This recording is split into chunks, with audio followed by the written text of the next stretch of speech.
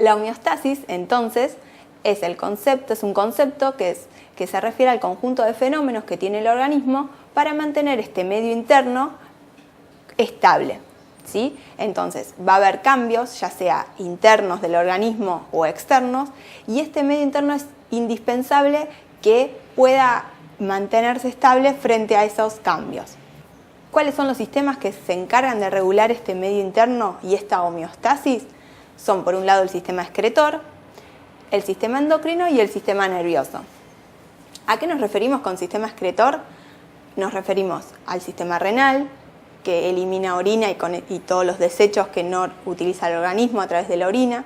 Nos referimos al aparato digestivo a través de las heces y también al sistema respiratorio a través de la respiración, que eliminamos dióxido de carbono, y a la piel con la sudoración. Es decir, que hay un montón de sistemas en el organismo que funcionan integrados para mantener como objetivo final el medio interno estable, es decir, mantener la homeostasis interna del organismo.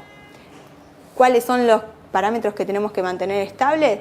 El agua, los iones, que fueron los que comentamos previamente, el pH, que va a ser un concepto que hablemos en la clase siguiente, la temperatura y la glucosa, que es el alimento que utilizan la mayoría de las células para poder funcionar. Como repaso, entonces, homeostasis, recuerden que no significa equilibrio, sino que significa estabilidad y que es necesario para que el organismo funcione. Piensen que cualquier cambio interno o externo va a llevar a una pérdida de esa homeostasis y que el organismo va a intentar compensarlo. Si funciona esa compensación, que es la mayoría de las veces, es un éxito y la persona sigue en un periodo de bienestar, y si falla, la persona se va a enfermar. Entonces, ¿cómo hace para mantener esa homeostasis? Justamente entra el tercer concepto que dijimos que íbamos a hablar en esta clase, que son los sistemas de retroalimentación. Lo que más utiliza el organismo para mantener la fisiología son los sistemas de retroalimentación negativa. ¿Qué quiere decir? Quiere decir que ante un estímulo, un pequeño cambio, que puede ser, por ejemplo, un aumento de la temperatura, va a haber alguien que va a censar ese aumento de la temperatura y le va a enviar una señal a un centro integrador. En este caso, y en la mayoría de los casos, es el sistema nervioso. Y ese centro integrador va a emitir una respuesta para nuevamente volver a la temperatura normal. Es decir, si la temperatura aumentó y fue censada, va a ser necesario, por ejemplo, generar vasodilatación o sudoración a nivel de la piel para que la temperatura vuelva a disminuir. Eso es un mecanismo de retroalimentación negativa.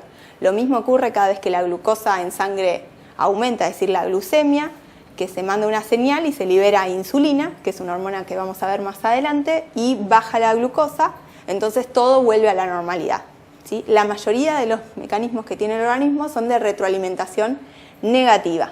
Bueno, entonces, si bien dijimos que los sistemas de retroalimentación negativa son los más importantes en la fisiología para mantener estable el medio interno y todo el organismo, hay ejemplos de retroalimentación positiva, que justamente no tienden a disminuir el estímulo que los inició, sino que lo potencian. Son muy poquitos en la fisiología y justamente ocurren en periodos específicos como son el embarazo y la lactancia. En los dos está involucrada una hormona que es la oxitocina. Entonces, si ustedes saben o han escuchado seguramente que nos dicen que cuanto más se amamanta a un bebé, más leche se genera. Esto no es un mito, sino que tiene un fundamento fisiológico, que es que justamente cuando el bebé succiona el pezón, emite una señal que se libera para que se libere oxitocina. Y la oxitocina lo que hace es aumentar la contracción de las células musculares que hay por dentro de la glándula mamaria y por otro lado estimular a otra hormona que se conoce como prolactina para que produzca más leche. Entonces, cada vez que el bebé succiona en el pezón, se va a producir más oxitocina y cada vez se va a generar más leche y más contracciones musculares para que la leche pueda ser expulsada de la mama. Y eso es el fundamento fisiológico de cuantas más veces pongas al bebé a tomar la teta, más leche vas a producir. También la oxitocina está comprometida durante el parto. Cuando el bebé desciende por el canal del parto, genera una dilatación del cuello o del canal uterino.